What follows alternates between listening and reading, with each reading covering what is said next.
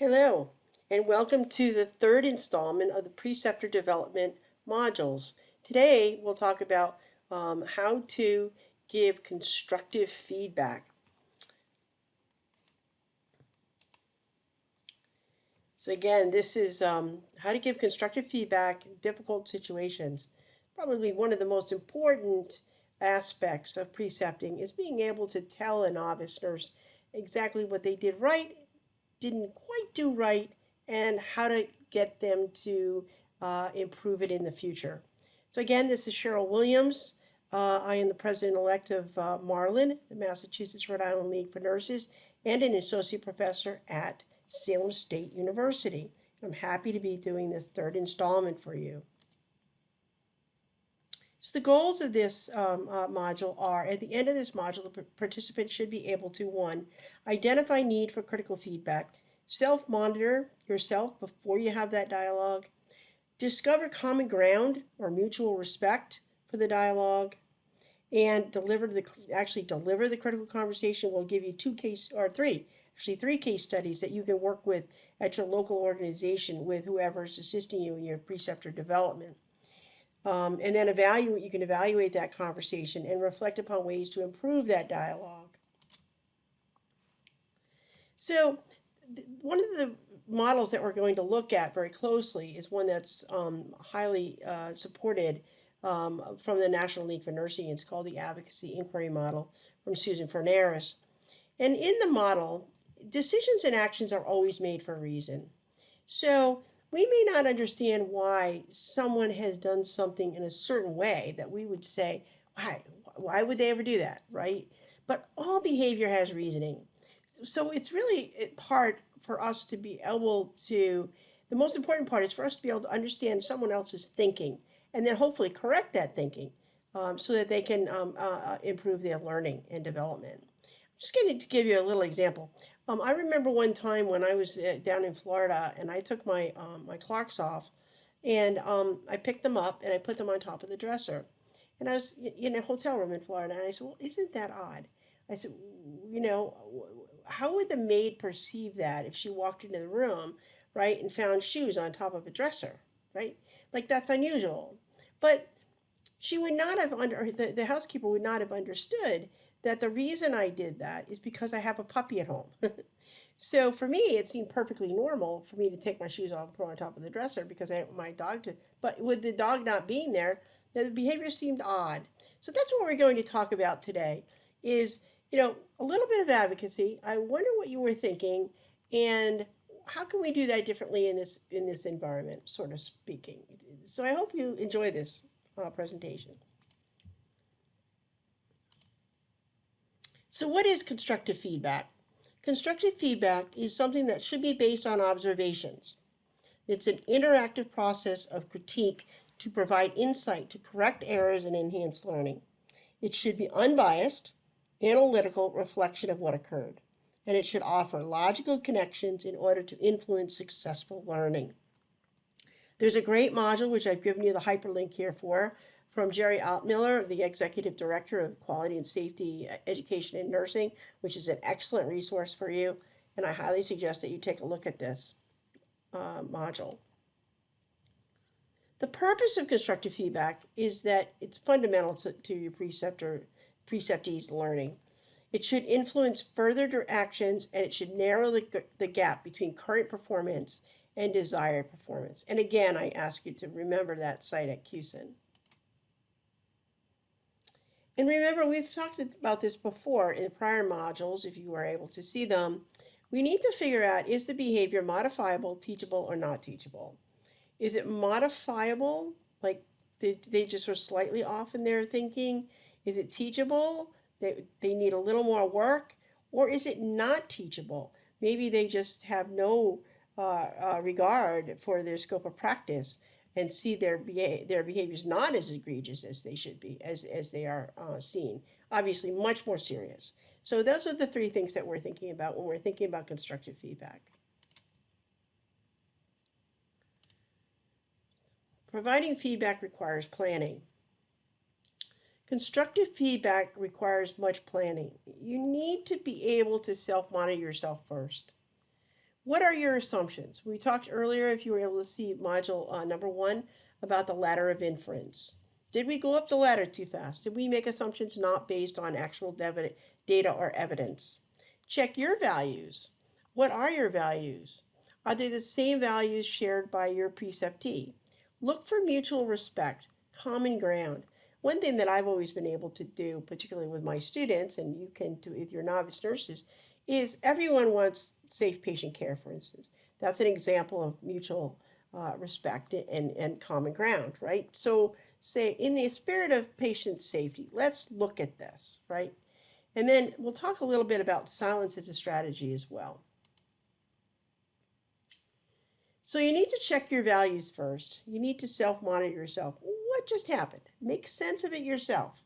What am I seeing here? Why are there shoes on top of the dresser? Right? What are all the alternative hypotheses for this behavior? What do I want for myself? Why do I want it? Why do I want it for this particular person or this particular case scenario? And is this what the other person wants? Try to find that mutual ground. Think this out beforehand. Then focus that dialogue towards mutual respect. So I've given you a Venn diagram here where you want to look for this area in the teal, right? Where everyone shares the same common ground. Patient safety. There's much to be had between the preceptor and the preceptee. What is the other person's impression of what happened? Start with something positive and then get to the negatives. Validate what you just heard. State your observation, and we'll put this in the context of a model in a minute. Ask for validation from the other person, then ask how we can move forward.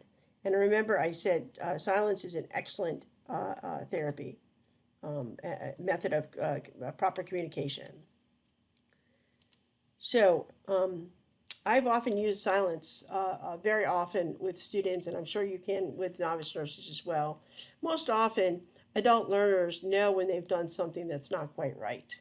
They might not come out and say it, but if you give them the space and frankly the respect that you're willing to sit with them and spend the time and sort of hang there with them for a few minutes, they see that as very respectful.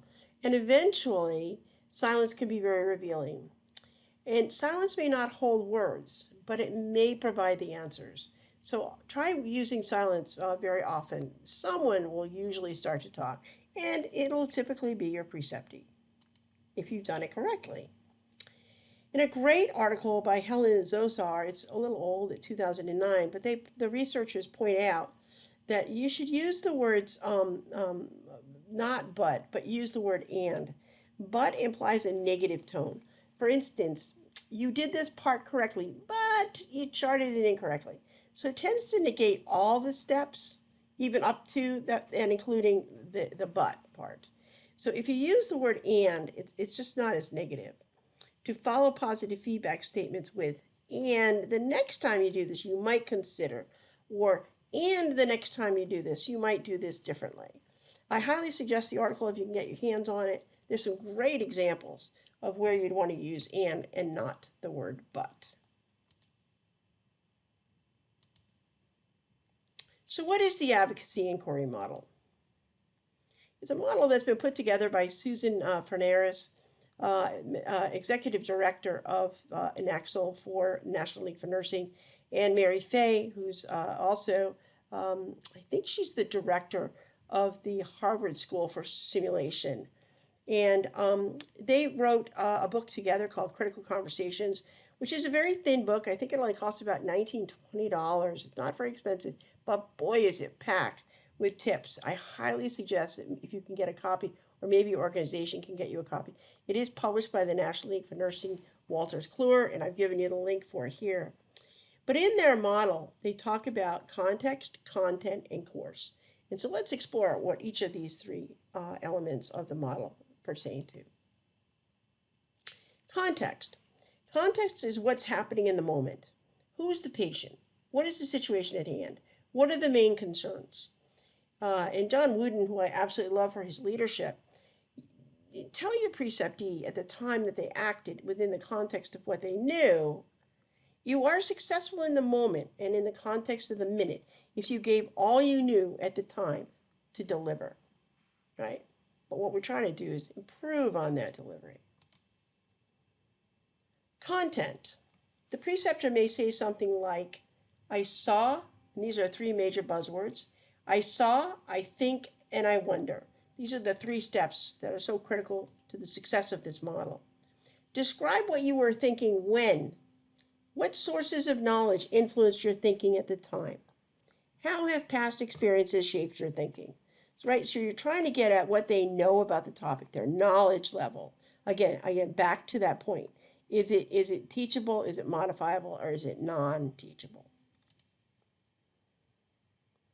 So content, what was I thinking? So the advocacy piece starts with an opening statement such as, Rob, I saw you administer 10 milligrams of morphine. So now you want to inquire, what was their thinking? So you say, I am concerned that this is a large dose of morphine, which could have negative hemodynamic or respiratory effects on the patient. So the advocacy is followed by an inquiry into the learner's thought processes. For example, I'm wondering what your thoughts were at the time, right? You're not making assumptions. You're trying to get at their thinking. All behavior has some form of action. So the advocacy inquiry questioning technique recognizes that decisions are made for a reason. Is it sensical or nonsensical knowledge? Is it modifiable, teachable, or non-teachable? It offers a venue for mutual respect. It attempts to get at the invisible drivers of actions, your preceptee's thinking, and it demonstrates the sheer curiosity of the teacher in a non-judgmental way. So finally, context, content is followed by course. Future plans for learning, right?